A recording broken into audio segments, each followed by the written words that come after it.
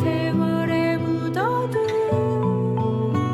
우리 동네 찾아온 이야기 BS 청춘 라디오.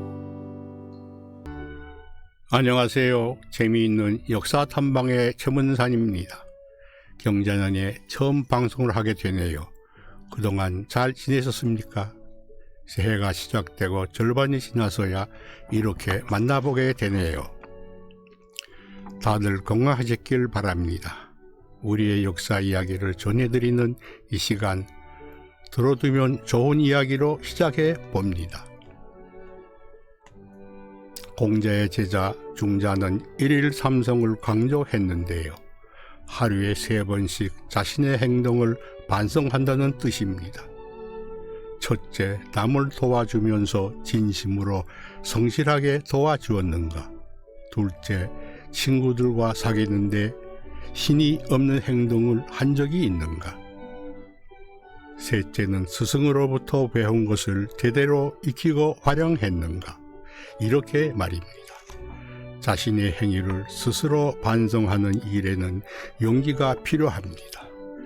자신을 반성하는 사람은 어떤 상황에서도 분노로 인격을 상실하지 않고 재물에 의지가 흔들리지 않으며 의심으로 이성이 마비되지 않는다. 공자는 말했습니다. 행복한 하루를 사는 것은 순전히 자신의 몫입니다. 누군가를 배려하고 이해하는 것이 진정한 행복을 채우는 것입니다. 오늘 그런 하루가 되시길 바랍니다. 네, 오랜만에 들려드리는 역사 탐방 시간입니다. 오늘은 조선 왕조의 제17대 왕인 효정과 그의 왕비에 대한 이야기를 나누어 보도록 하지요. 조선 왕조의 17대 왕인 효정은 1619년 인조와 인일왕후 한씨의 둘째 아들로 태어났습니다. 이름은 호, 자는 정연이었죠. 12살에 장유의 딸 장씨와 결혼했고 1636년 병자호란 때 아우인 임평대군과 왕실의 비빈 종친들과 함께 강화도로 피난을 갔습니다. 인조가 삼전도에서 청나라에 항복하자 형 소현세자 등과 함께 청나라의 심양으로 끌려가게 되죠. 그는 심양에서 볼모로 있는 동안 소현세자를 도와 많은 일을 했습니다. 또 청나라가 산해관을 공격했을 때 소현세자가 같이 가기를 주장하자 이를 적극적으로 말려 그들의 고집을 꺾기도 하지요. 9년 동안 청나라의 볼모로 잡혀 있으면서 그는 소현세자와는 달리 청나라에 대한 반감을 불태우게 됩니다. 1645년 갑자기 소현세자가 죽자 9월에 세자에 책봉되고 1649년 인조가 재상을 떠나자 조선 왕조의 제17대 왕으로 31세의 왕위에 오르게 되죠. 효정이 왕위에 올랐을 때 조선의 조정은 김자점을 중심으로 한 친청 세력이 실권을 잡고 있었습니다. 그래서 효정은 국보를 개혁하려면 먼저 그들을 쫓아내야 했죠. 이때 인조 말 무렵부터 서인들은 몇 개의 파당으로 나뉘어져 있었는데요. 원당, 낙당, 산당, 간당 등이었습니다. 효정은 송시호를 중심으로 한 산당 세력을 조정에 등용했습니다. 조정에 들어온 그들은 저마다 대외 명문을 내세워 청나라에게 받은 치욕을 씻을 방법을 제시했죠. 조정의 분위기가 산당 세력 중심으로 개편되자 김자점은 자신의 입지가 불안해짐을 느꼈습니다. 그는 자신의 입지를 지키려 산당 세력을 모함하다가 유배를 가게 되었고 유배지에서 청에 연락을 넣어 왕이 중신들을 조정에서 쫓아내고 청나라를 공격하려 한다고 고발했습니다. 그 증거로 조선이 청나라의 연호를 쓰지 않는다는 문서를 보냈죠. 이 고발로 청나라는 압록강 부근까지 군사들을 보냈고 조선의 조정에서는 원두표 20획 등을 보내 이 사건을 무마시켰습니다.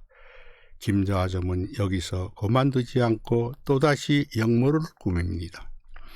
그의 아들 김이익으로 하여금 군대를 동원해 산당을 없애고 승성군을 왕으로 추대하려고 했죠. 그러나 이 역모는 폭로되어 그는 아들과 함께 죽게 됩니다. 김자정매의 역모는 오히려 효종에게 기존 세력을 쫓아낼 수 있는 명분을 만들어 줍니다. 효종은 친청 세력을 조정에서 쫓아내고 북보를 위한 준비에 들어가지요. 1652년 효종은 어영청을 대폭적으로 개편에 강화하고 금군을 기병화하면서 남한산성을 근거지로 하는 수호청을 강화합니다. 또 지방군의 핵심인 소고군의 훈련을 강화시켜 군사력과 수도의 안전을 도모하게 되지요. 1654년 청나라에서 사자를 보내 뜻밖의 요구를 합니다. 조선에서 조총을 잘 쏘는 사람 100명을 뽑아 보내라는 것이었는데요. 청나라를 도와 러시아를 정복하라는 내용이었죠. 이때 러시아는 점차 시베리아로 진출하면서 흥영강 부근까지 세력을 뻗치고 있었는데요. 흥영강 부근은 청나라의 조상들이 일어난 곳이라 해서 매우 신성시되고 있는 곳입니다. 해서 청나라는 러시아의 진출을 가만두고 볼 수가 없었던 것이죠. 효종은 청나라의 요구를 안 들어줄 수도 없었고 그렇다고 그들의 요구를 들어주자니 여러 가지 문제가 있었습니다. 군사들은 물론 그들을 지원하는 군량미와 보급품 그리고 누구를 장수로 삼아 군사를 보낼 것인가까지 생각해야 했던 것이죠. 청의 요청으로 러시아 파병을 놓고 효종은 조정의 대신들을 불러 이 문제를 의논했습니다. 결국 효종은 대신들의 의견에 따라 청나라에 파병하기로 결정을 하고 군사를 거닐고 갈 장수로 병급이라는 사람을 임명합니다. 효종은 이때 그간 북보를 위해 군사들을 훈련시킨 결과를 이번 싸움에서 시험해 보기로 마음을 먹었죠. 병급이 거느린 조선군은 3월에 두만강을 건너 청나라군과 연합해 4월 러시아군과 싸웠습니다. 이 싸움에서 러시아군은 많은 사상자가 발생했지만 조선군은 아무런 피해도 입지 않고 모두 무사히 귀국했답니다. 1658년 청나라는 또다시 러시아를 정벌하기 위해 2차로 조선에 파병을 요구합니다. 이때 청나라는 조총수 200명과 군량미를 요구하는데요. 해서 효종은 신유라는 장군과 함께 파병을 결정합니다. 조선군은 흥영강 일대에서 러시아군을 맞아 싸워 이기게 되는데요. 효종은 조선군이 2번씩이나 러시아군을 물리치자 한껏 고무되어 조선의 산성을 더욱 정비하고 북벌에 박차를 가합니다. 이때 우리도 잘 알고 있는 네덜란드인 하멜을 등용해 조총을 비롯한 신무기를 개발하고 화약을 생산하게 된 것이죠. 효종의 북벌 정책이 진행되면서 문제가 생깁니다. 너무 무리한 북벌 계획으로 재정적인 어려움에 부딪히고 백성들이 살기가 힘들어진 것이죠. 청나라는 갈수록 세력이 확장되고 북벌의 기회를 좀처럼 얻기 힘들어집니다. 무리한 군비 증강과 소현세자의 부인 강빈의 신원을 주장하다가 죽은 김홍욱 사건이 겹치면서 백성들의 원성이 드높아지죠.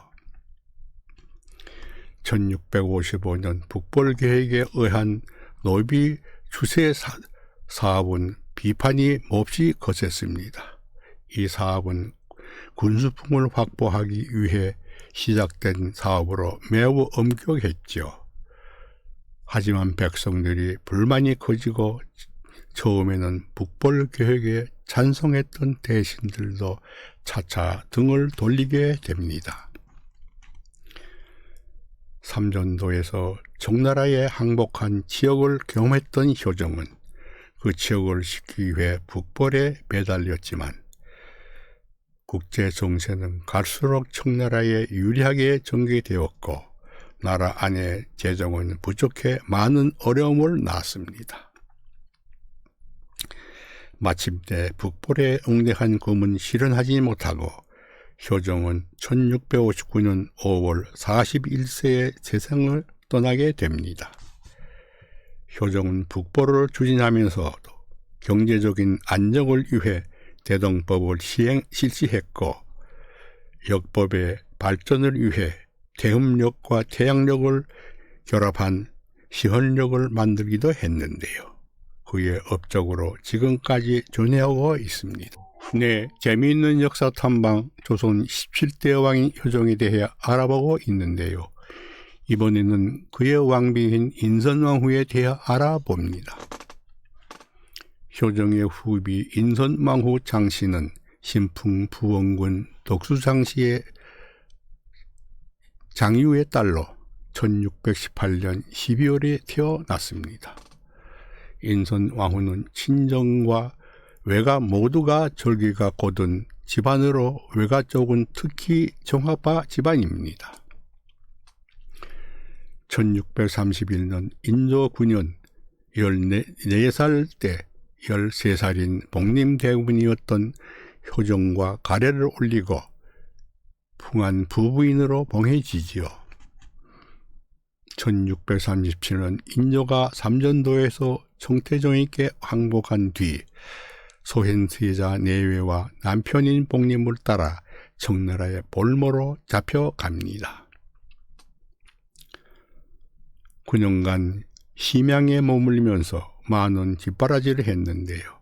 나중에 18대 왕이 되는 현정을 그곳에서 낳았습니다.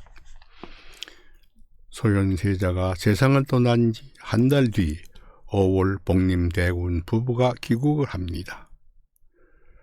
그리고 인조는 자신의 병이 깊어지자 복림대군을 세자로 책봉하려 합니다. 하지만 조정의 대신들은 세상을 떠난 소현세자의 아들 석철이 왕위를 계승해야 한다고 건의하지요. 인조는 청나라에 당한 굴욕을 복림대군이 씻어줄 것으로 기대하고 끝내 복림대군을 세자로 책봉을 합니다. 복림대군이 세자로 책봉이 되었지만 부인 장씨는 소현세자인 강씨가 이듬해 1646년 3월에 사사된 뒤에 세자빈으로 책봉됩니다. 1649년 복림대군이 효정으로 왕위에 오르고 장씨는 2년 뒤에 왕비에 오르게 되는데요. 인선왕후로 명하게 됩니다. 인선왕후는 친정의 일가들이 대부분 강경한 적화파였기 때문에 효정 못지않는 북벌론 지지자였습니다. 그녀는 먼저 궁궐 내명부에 기강 확립에 작수했습니다. 그 이해로 선왕인 인조의 총애를 받아 세들을 부려온 조실을 쫓아내고 장열 왕후의 권위를 되찾아 주었죠. 인선왕후는 효정과 함께 예를 다해 장열 왕후에게 효도했습니다. 인선왕후는 북벌 준비에 차질을 유발할 수 있는 궁궐 내부의 암투와 알력을 미리 사전에 봉쇄했던 것인데요. 그 외에도 군량미를 확보하기 위해 금주령을 내려 종묘에 쓸 제주 외에는 일체 술을 빚지 못하게 하는 등 나라 안팎의 살림을 챙겼습니다.